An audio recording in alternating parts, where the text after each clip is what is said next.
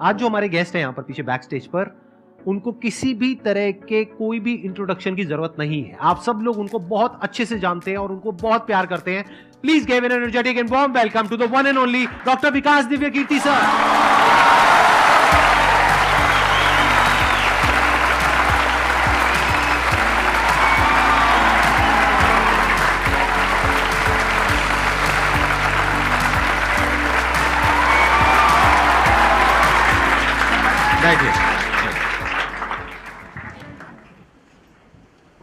मैं सबसे पहले आपको धन्यवाद देना चाहता हूँ यहाँ पर आने के लिए। Thank you so much. क्योंकि जब से मैंने सीरीज शुरू करी है तब से हमारे कमेंट सेक्शन में कोई भी एक भी ऐसा वीडियो नहीं है जहां पर आपका नाम ना लिखा हो। कई बार मुझे ऐसा लगता है देख करके कमेंट सेक्शन को कि ये मैं अपने चैनल पे आया हूँ या आपके चैनल पे हूँ। मैं सोशल मीडिया पे बहुत कम एक्टिव रहता हूँ तो मुझे आइडिया नहीं था इस बात का, पर मैं थैंकफुल हूँ कि आपने बुलाया, इस लायक समझा कि मैं यहाँ पर आऊँ। सर प्यार बहुत करते हैं बच्चे आपको, मतलब इतना प्यार है जिसकी कोई हद नहीं है। मैं ठीक कह रहा हूँ गलत कह रहा हूँ? यस और नो? सो अब आप लोग जो चाहे जैसे चाहे इनसे क्वेश्चंस पूछ सकते हैं। सर लाइफ में जब भी कोई सिचुएशन आती है कि जिसमें दो रास्ते, एक प्रैक्टिकल और एक इमोशनल, तो बैलेंस आउट कैसे करना है? इमोशनल और प्रैक्टिकल में हमेशा विरोध नहीं होता है, कभी कभी साथ भी चल सकता है। और सिर्फ इमोशनल कुछ नहीं होता, सिर्फ प्रैक्टिकल कुछ नहीं होता, प्रोपोर्शन का डिफरेंस होता है। जब इमोशंस आपके दिमाग पर बहुत हावी हों तो फैसला करने से बचना चाहिए, स्पेशली बड़ा फैसला। छोटा तो ठीक है कि आपके दोस्त ने कहा कि दोस्त नहीं एक फिल्म देखेगा मेरे साथ, आप इमोशनल हो जाके देख ली फिल्म, क्या हो गया, कोई नुकसान नहीं होगा। पर कोई ये कहे कि तो मुझसे प्यार नहीं करते, शादी नहीं कर सकते मुझसे और हमने शादी कर ली, ये ठीक नहीं है। सिर्फ इमोशंस में आके बहुत बड़ा फैसला मत कीजिएगा, चाहे वो करियर का हो, चाहे पार्टनर का हो, चाहे कोई भी फैसला हो। प्रैक्टिकल इतना नहीं हो जाना है कि आप मशीन, रोबोट या पत्थर बन जाएं। क्योंकि आप कितने भी सक्सेसफुल हो, यदि आप इमोशनली सक्सेसफुल नहीं है, इमोशनली स्टेबल नहीं है, इमोशनली वेलबींग के स्टेट में नहीं है, तो आपकी सक्सेस किसी काम की नहीं है, एकदम मीनिंगलेस है। So the success in totality needs emotional happiness, emotional stability as well. इसलिए इमोशंस को खारिज करके जिएंगे तो शायद कुछ अचीवमेंट्स बड़ी हो जाएं, पर वो किसी काम की नहीं है। केवल इमोशंस पे चलेंगे तो हो सकता है कि अचीवमेंट जिंदगी में ज़्यादा हो ना पाए। तो बैलेंस की बात है। और सबसे अच्छा तरीका है, जब बहुत इमोशंस हो, इंटेंसिटी बहुत ज़्यादा हो, सिर्फ एक तरीका मैं जो अपनाता हूँ, उस क्षण में फैसला नहीं करना है। कुछ भी हो, कोई कितना भी प्रेशराइज करे, सिर्फ इतना बोलिए कि मैं 24 घंटे बाद बताऊंगा आपको, थोड़ा सोचूंगा इस बारे में। और यदि आपने उस मोमेंट से खुद को बाहर निकाल लिया तो फिर आप डिटैच होकर देख पाएंगे और थोड़ा सा प्रैक्टिकल एलिमेंट भी रहे, इमोशनल एलिमेंट भी रहे, वो फैसले सबसे अच्छे रहेंगे लाइफ के लिए। मैं आपको एग्जांपल से बात समझाता हूँ। ऐसे लोग जो तैयारी कर रहे थे, अफेयर में थे, एक का सिलेक्शन हो गया, अब उसके सामने क्राइसिस ये है, स्पेशली किसी लड़की का हो गया, लड़के का नहीं हुआ। अब हमारी सोसाइटी में ना, लड़की ऊंचे पद पे हो, लड़का ना सफल हुआ हो तो बड़ा मुश्किल है सोसाइटी में, उनको शायद दिक्कत नहीं है। अब वो लड़की प्रैक्टिकल नहीं है कि मैं तुमसे शादी करूं, ये कह के अगर हट जाती है और शादी करती है किसी ऐसे व्यक्ति से जो बहुत सफल है। I know many such people personally, मैं नाम नहीं बोल सकता किसी का। मैंने जनरली पाया है कि वो लोग लाइफ में बहुत फ्रस्ट्रेशन में रहे बाद में, क्योंकि सफलता के नाम पर, प्रैक्टिकल होने के नाम पे ऐसे व्यक्ति को चुना जिसके साथ वो रह नहीं सकते ठीक से। और मैं ऐसे कई लोगों को जानता हूँ जो IAS बने, IPS बने, जिनको करोड़ों रुपए के दहेज के ऑफर्स आए, साफ ठुकरा के कहा कि मैं जिंदगी एक ही व्यक्ति के साथ गुजार सकता हूं जो मेरे साथ है, और हैं, बहुत खुश हैं। अब कोई कह सकता है उनके परिवार में कि इसने प्रैक्टिकल फैसला नहीं किया, इमोशनल फैसला किया, पर अल्टीमेटली किसी चीज की वैल्यू क्या है? आपकी लाइफ बेहतर हो। यूट्यूब पे जिसके 1 लाख भी सब्सक्राइबर्स होते हैं वो मोनेटाइज करता है, 1 लाख क्या जब मिनिमम हो सकता है, खूब पैसा कमाते हैं, ब्रांड प्रमोशन करते हैं, साबुन तेल बेचते हैं बीच बीच में। आपका चैनल तो शायद देश में सबसे बड़ा चैनल है, आप चाहें तो कितना नहीं कमा लेंगे। मुझे कुछ दिन पहले एक एजेंसी के लोग मिले जिन्होंने बताया कि इनकी जैसी ख्याति है, उस लेवल पर महीने में कोई 5-10 करोड़ भी कमाना चाहे तो कमा सकता है आराम से इस यूट्यूब चैनल से। तो मैंने पूछा कि वो कौन सी चीज़ है जो आपको इतना मजबूत बनाती है कि आप नहीं इस रास्ते पर जाते। मैं वो जानने में इंटरेस्टेड हूँ। तो 10 मिनट की बात के बाद मैं समझ में आ गया, क्योंकि अल्टीमेटली अगर मैं अपनी वैल्यू के खिलाफ चला गया तो खुश कैसे हो जाऊंगा? पैसा मुझे कैसे खुशी देगा जब मैं ही नहीं रहा? तो खुशी किस बात की? इसलिए इतना प्रैक्टिकल मत होना कि अपनी माँ के, पिता के, भाई बहन, दोस्त, जो प्रेमी प्रेमिका है, उनके इमोशंस के साथ खेलने लगो। इतना प्रैक्टिकल कभी मत होना, इतना इमोशनल मत होना कोई आपको बेवकूफ़ बना सके, बात बात पर बेवकूफ़ बनाता रहे। और बैलेंस जिंदगी जो है ना, वो मध्य मार्ग में है, जिंदगी एक्सट्रीम पे नहीं है, मध्य में है। तो प्रैक्टिकल और इमोशन का बैलेंस रखिए, लाइफ बढ़िया होगी।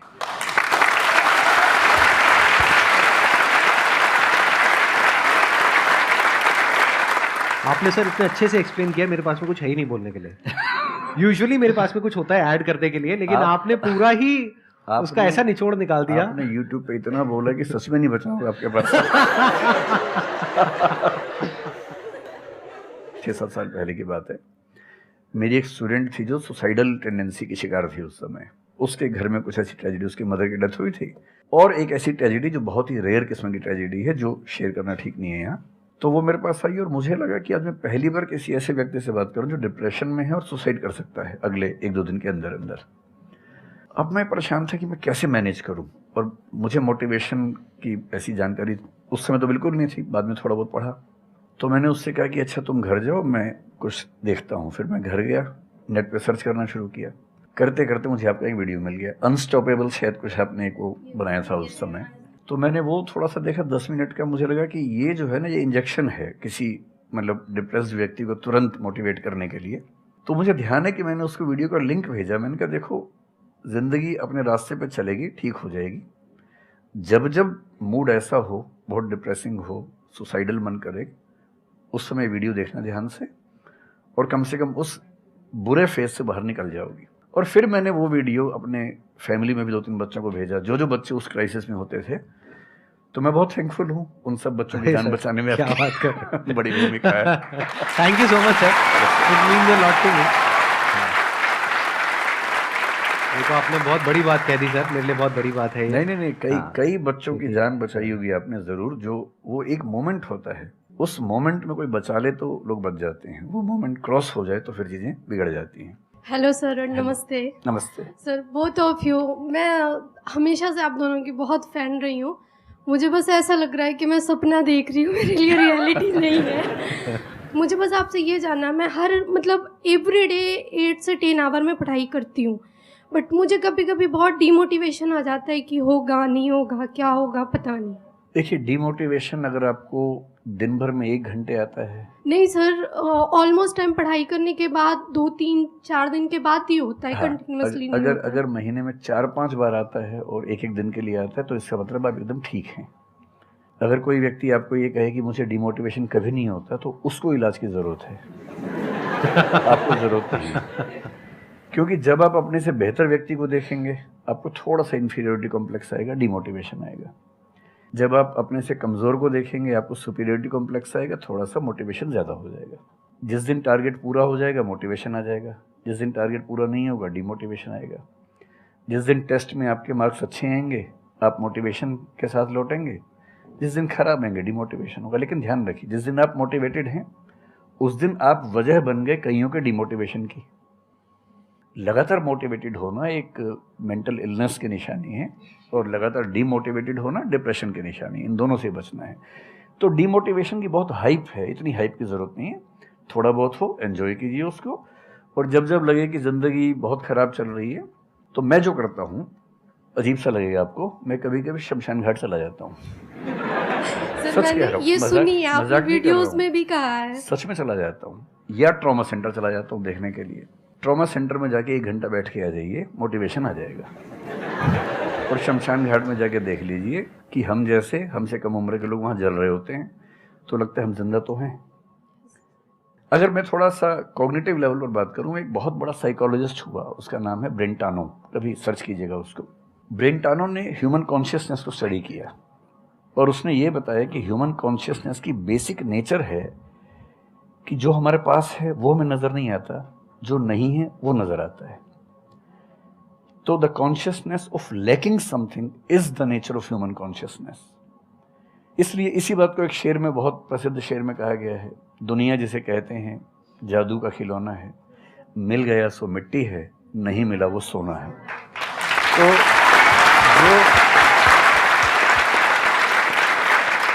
तो जो आपको नहीं मिलेगा ना, हमेशा बड़ा होकर दिखेगा, जो मिलेगा छोटा हो जाएगा। तो ईमानदारी इसमें है कि जब जब डिमोटिवेशन और डिप्रेशन हो, एक कागज़ लेके बैठ जाइए और एक तरफ लिखिए मेरी ज़िंदगी में ऐसा क्या क्या है जो दूसरों के पास नहीं है। पेज भर जाएगा पूरा। तो जो है उस पर ध्यान दीजिए और एंजॉय कीजिए। मेरा क्वेश्चन है कि आजकल बहुत लोग बोलते हैं कि एजुकेशन सिस्टम हमारा पुराना हो गया है और बहुत लोग बोलते हैं कि इसे चेंज करना चाहिए और ये सारी चीज़ें बहुत पुरानी हो रही है जो हम अभी करंटली पढ़ रहे हैं। तो इस पे आपका ओपिनियन क्या है? एजुकेशन सिस्टम में तो बहुत मेजर चेंजेस की ज़रूरत है और ये बात भारत सरकार ने एक्सेप्ट भी की है, नई पॉलिसी भी लेके आए हैं। मतलब मुझे लगता है कि कई लेवल्स पे देखना है। सबसे पहले तो ये डिफाइन करना ज़रूरी है कि एजुकेशन का पर्पज़ है क्या। क्या पर्पज़ केवल नौकरी लेना है, एक जॉब मिल जाए, वही पर्पज़ है? मैं उससे एग्री नहीं करता हूँ। मेरी राय में एजुकेशन का बेसिक पर्पज़ है कि एक होमो सेपियंस एक इंसान बन जाए, सोचना आ जाए, उसको समझना आ जाए। कोई राजनेता या धर्मगुरु उसको गधा ना बना सके, बेवकूफ़ ना बना सके। उसे इतनी समझ हो कि वो चीज़ों को फैक्चुअली ऑब्जेक्टिवली समझ सके, तर्क कर सके, बहस कर सके और अगर तर्क और बहस में सामने के तर्क ठीक हैं तो उनको एक्सेप्ट भी कर सके, इतना विनम्र भी रहे। बेसिकली पर्सनैलिटी ग्रूमिंग का प्रोसेस एजुकेशन है, वो केवल नौकरी का मामला नहीं है। पहली गलती तब होती है जब हम उसको केवल नौकरी का मामला मान लेते हैं। मतलब नौकरी ज़रूरी है, ऐसा नहीं कि ज़रूरी नहीं है, लेकिन वो सिर्फ वो उसका पर्पज़ नहीं होना चाहिए। सेकेंडली कई ऐसी चीज़ें, जैसे अगर बहुत विस्तार में तो मेरी जा सकते हैं, जैसे एक बहुत छोटी बात है सेक्स एजुकेशन हमारी सोसाइटी में। ये इतनी ज़रूरी चीज़ है। स्कूल में जो एडोलेसेंस की एज के लोग हैं, 12, 13, 14 की एज के लोग हैं, उनको वो सब चीज़ें बताएं ताकि गलत सोर्सेज से इन्फॉर्मेशन ना मिले, कोई गलती ना कर बैठें। हेल्थ एजुकेशन के रूप में हो, उनको सारी चीज़ें पता हों, ठीक हाथों से पता हो, ठीक तरीके से पता हों। फिर मेरा ख्याल है कि जैसे IITs में अब तो होने लगा है, पहले क्या था कि हम टेक्नोलॉजी सेंट्रिक एजुकेशन पर ज़्यादा फोकस करते थे कि आपने मशीन को समझ लिया, तकनीक को समझ लिया, हो गया, इंसान को नहीं समझा। टेक्नोलॉजी पढ़ने वाले लोग समाज और इंसान से एकदम कटे हुए थे। अब तो ह्यूमैनिटीज़ के कुछ सब्जेक्ट्स पढ़ाने की परंपरा शुरू हो गई है। एक होलिस्टिक एजुकेशन हो। ह्यूमैनिटीज़ वाला बच्चा केवल हिस्ट्री, पॉलिटिकल साइंस, सोशियोलॉजी पढ़ता है, उसको कोडिंग का सी भी नहीं आता, टेक्नोलॉजी बिल्कुल नहीं आती उसको MS एक्सेल भी नहीं पता क्या होता है। टेक्नोलॉजी वाला सिर्फ टेक्नोलॉजी पढ़ता है, वो ह्यूमन ब्रेन को नहीं पढ़ना चाह रहा, सोसाइटी को नहीं पढ़ना चाह रहा। क्यों नहीं एक ऐसी शिक्षा हो जिसमें एक इंटीग्रेटेड अप्रोच हो, होलिस्टिक अप्रोच हो, कि हम खुद तय कर सके कि किस किस एरिया में हमें ज़्यादा जाना है और एक बेसिक अंडरस्टैंडिंग हर चीज़ की हो। तो बेसिक 3 फार्मूले माने जाते हैं। एक यूनिवर्सलाइजेशन ऑफ प्राइमरी एजुकेशन है कि 10वीं क्लास तक की शिक्षा हर बच्चे को मिले, ठीक से मिले। वोकेशनलाइजेशन ऑफ सेकेंडरी एजुकेशन, यानी 11वीं 12वीं की पढ़ाई का पर्पज़ है कि बच्चा ये समझ पाए कि उसको ज़िंदगी में आगे कहाँ जाना है। और फिर जो हायर एजुकेशन है वो सबको करने की ज़रूरत नहीं होनी चाहिए, वो शौक़ पूरा करने के लिए नहीं है, वो शादी का वेटिंग रूम नहीं है, वो उसके लिए है जिसको सच में आगे पढ़ना है। वो उतना पढ़े, सब्जेक्ट चूज़ करे और फिर उसमें गहराई से रिसर्च करे ताकि डेवलपमेंट के रास्ते पर अब बढ़ें। हम एजुकेशन के मामले में बहुत बुरी स्थिति में हैं। मैं तो जिस उम्र में हूँ, मेरा अब तो पर्पज़ भी ये बन गया है कि अब मैं उसी पे कुछ काम करूँ। एक यूनिवर्सिटी शुरू करने की योजना मेरे मन में है, इनसे मैंने शेयर भी किया था। और मैं जिस तरह का विश्वविद्यालय सोचता हूँ वो नौकरी देने के पीछे पागल नहीं होगा, वो होमो सेपियंस को कायदे का इंसान बनाने की कोशिश करेगा। नौकरी तो उसका एक पार्ट है। मतलब आप जितने भी सफल लोगों को देखेंगे जनरली, जैसे मैंने इन्हीं से पूछा, ये जिस फील्ड में सफल हैं, इनका जो करियर है, अगर मैं इसको छोड़ भी दूं तो अदरवाइज भी जो इनका करियर है वो उस विषय से जुड़ा हुआ नहीं है जो इन्होंने पढ़ा है ग्रेजुएशन में। मेरा भी नहीं है, आमतौर पे किसी का भी नहीं है। 90% लोगों को मैं देखता हूँ जो सक्सेसफुल हैं, उनके ग्रेजुएशन के सब्जेक्ट में और लाइफ की फील्ड में कोई लिंक नहीं है। तो बेसिक पर्पस क्या है? वो स्मार्टनेस बाहर आ जाए, ग्रूमिंग हो जाए, इंटेलिजेंस है, इमोशनल इंटेलिजेंस है, वो सब जो टूल्स हैं वो उस बच्चे को सीखने को मिल जाए ताकि फिर वो ज़िंदगी को फेस कर सके, इनोवेट कर सके, नए रास्ते निकाल सके। 1000 रास्ते दुनिया में होते हैं। तो सच बात है कि काफ़ी चेंजेस की ज़रूरत है और आप और हम मिलकर करेंगे चेंजेस। एजुकेशन वाइज अगर देखा जाए तो मैंने बहुत ज़्यादा कुछ नहीं किया है अपनी लाइफ में, बट मेरे स्टैंड पॉइंट से अगर आप देखोगे कि एजुकेशन क्या है, तो एजुकेशन का सबसे बड़ा गोल ये है कि एक इंसान का दिमाग खुले, बजाय कि उसका दिमाग इतना नैरो डाउन हो जाए कि उसको लगे कि बस यही अगर हो गया तो सक्सेस है, ये नहीं हुआ तो फेलियर है।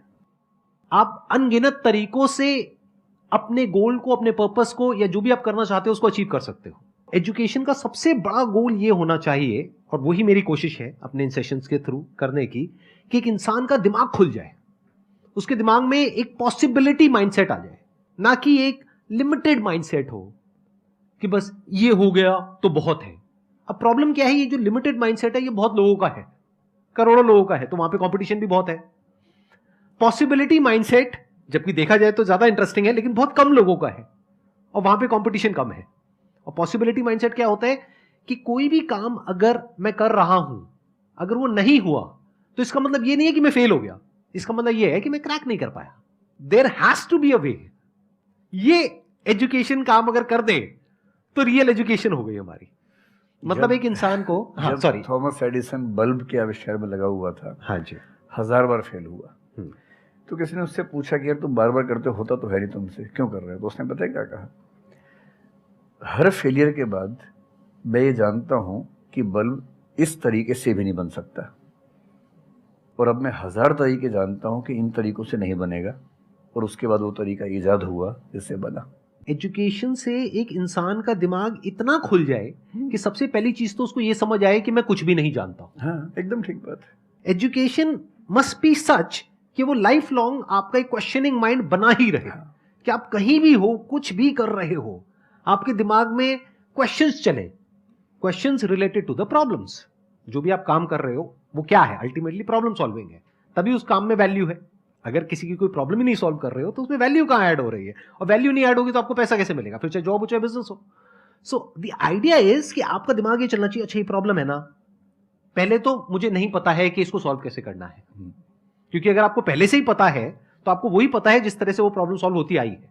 That may not be relevant in today's context, but still आप उसको उसी तरह से सॉल्व करोगे जिस तरह से सब कर रहे हैं। वहां पर कंपटीशन है, फिर आप कहोगे कि कुछ हो नहीं रहा है। सो द आइडिया इज कि पहले तो ये प्रॉब्लम है जो मुझे अच्छे से समझ आई, मैंने इस पे फोकस किया, अब इसको सॉल्व करने के इन्फिनिट तरीके हैं, एक रास्ता नहीं है, बहुत सारे रास्ते हैं, मुझे पता नहीं है। This is the goal of education, कि मुझे नहीं पता है लेकिन पता किया जा सकता है। This is another goal of education. उसमें से कुछ तरीके काम करते हैं, कुछ नहीं करते हैं, यह भी हमको क्लियरली पता होना चाहिए। मतलब your personality must be dynamic, it must not be static. जैसे मैंने देखा है बहुत लोगों को जो मुझे मिलते हैं, कुछ लोग हैं उसमें से जो, जैसे मैं सर से मिला अभी ऑफ कैमरा, हम लोग बैठे हुए थे, डिस्कशन कर रहे थे, तो it was a great experience sir, आपके साथ में बैठ करके जिस तरह से, जिस ठहराव से सर बात कर रहे थे, जिस तरह से चीज़ों को सुन रहे थे, समझ रहे थे, और मैं क्वेश्चंस पूछ रहा था, ये मेरे से क्वेश्चंस पूछ रहे थे, तो there was a conversation which was going on. On the other hand there are some people जिनसे मैं कभी कहीं मिला तो उनकी अप्रोच क्या है कि मुझे सब पता है, वो गड़बड़ हो जाती है। शिक्षा की दुनिया में बहुत प्रसिद्ध कहावत है, भारतीय अगर परंपरा में देखें तो विद्या ददाति विनयम एक बहुत प्रसिद्ध कथन है। अगर कोई पढ़ा लिखा आदमी अपने ज्ञान की वजह से अहंकार करे तो मान लीजिए कि वो पढ़ा लिखा नहीं है, पढ़ाई उसके दिमाग पर हावी हो गई है, अभी उसको अंदाज़ा नहीं है कि कुल संसार के ज्ञान में उसकी हिस्सेदारी डेसिमल में भी नहीं है। और जिसको ये पता है कि मेरा ज्ञान बहुत करना, वो विनम्र ही रहेगा।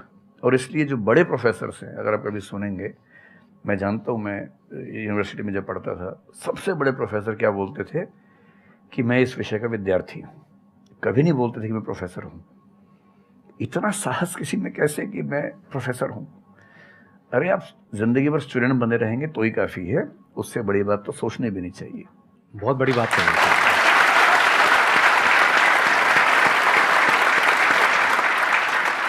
मतलब कि एजुकेशन का गोल आपको प्रोफेसर बनाना नहीं है, आपको स्टूडेंट बनाना है।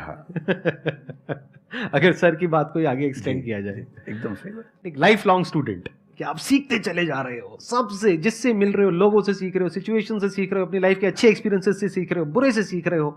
जैसे मैंने देखा है जब भी यहाँ पे कोई क्वेश्चंस पूछते हैं ना, सबके क्वेश्चंस एक ही होते हैं, सर सक्सेसफुल कैसे हो।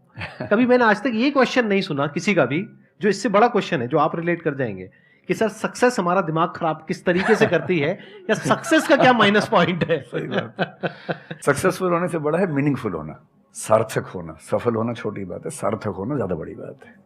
सर मेरा क्वेश्चन ये है कि लाइफ में बहुत सारे सर्कमस्टांसेस आते हैं जहाँ पे मतलब हमें ये लगता है, बहुत सारे निगेटिव थॉट्स आते हैं कि मतलब आगे कैसे बढ़े, how to get rid of fear of failure. Sir कैसे हम इसको हैंडल करें, अगर हम कोई किसी चीज़ को शुरू करना चाहते हैं सर, तो हमारे दिमाग में बहुत सारे निगेटिव थॉट्स चलते रहते हैं, हो पाएगा नहीं हो पाएगा, बहुत तरह के नेगेटिव क्वेश्चंस आते रहते हैं सर, तो इसको कैसे हैंडल करना है सर इस सिचुएशन को?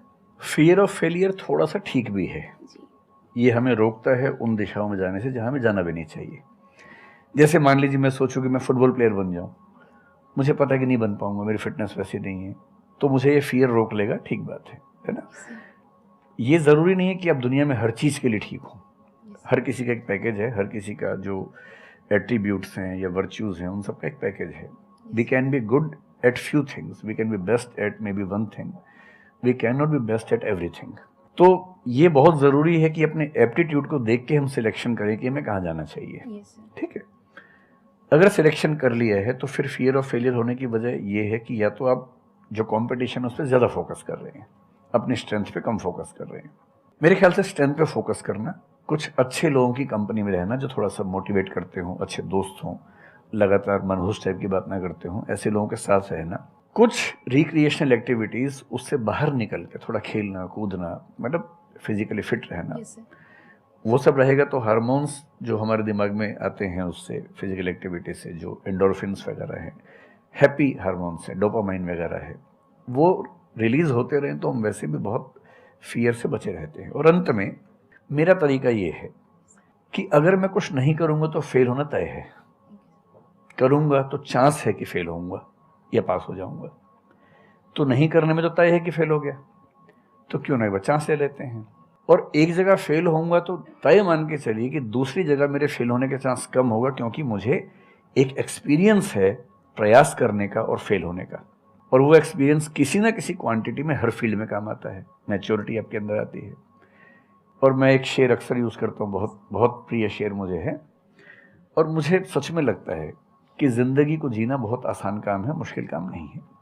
असली बात है कि आप प्रयोग करें, कोशिश करें, और हार जाएं तो दूसरी कोशिश करें। और मैं इसीलिए एक लाइन हमेशा बोलता हूँ, क्यों डरे, ज़िंदगी में क्या होगा, कुछ ना होगा तो तजुर्बा होगा।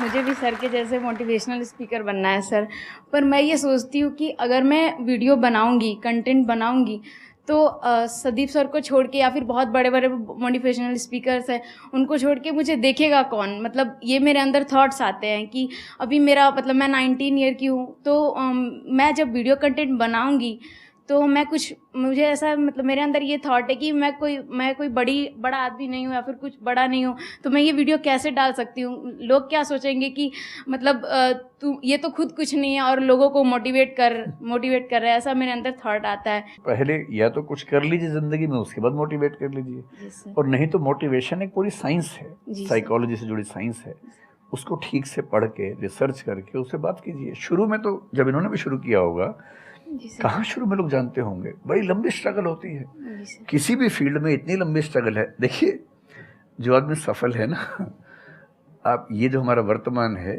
ये ऐसे ही नहीं बन गया है, हर सफल आदमी का एक बहुत लंबा अतीत होता है जिस पर नज़र किसी की नहीं होती है। और बशीर बद्र ने एक बड़ी गहरी बात कही थी, ये फूल मुझे कोई विरासत में मिले हैं, तुमने मेरा कांटों भरा बिस्तर नहीं देखा।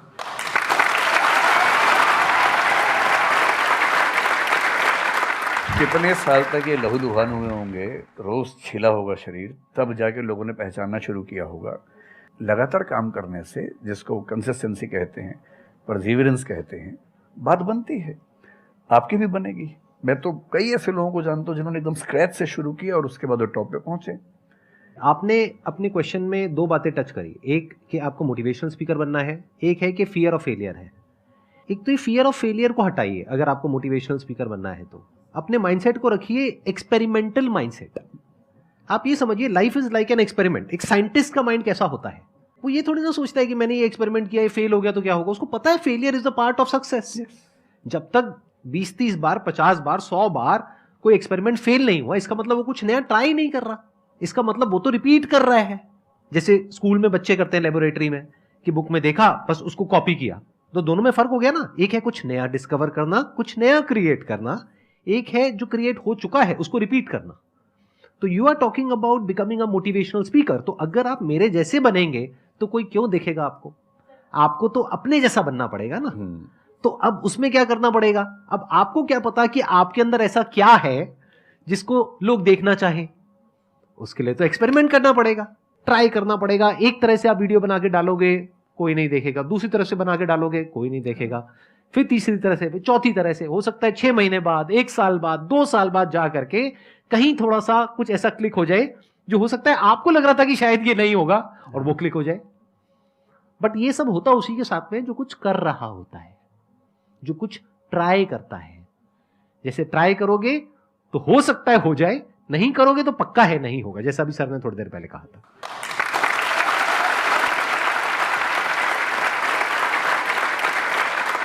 Thank you so much sir यहाँ पर आने के लिए।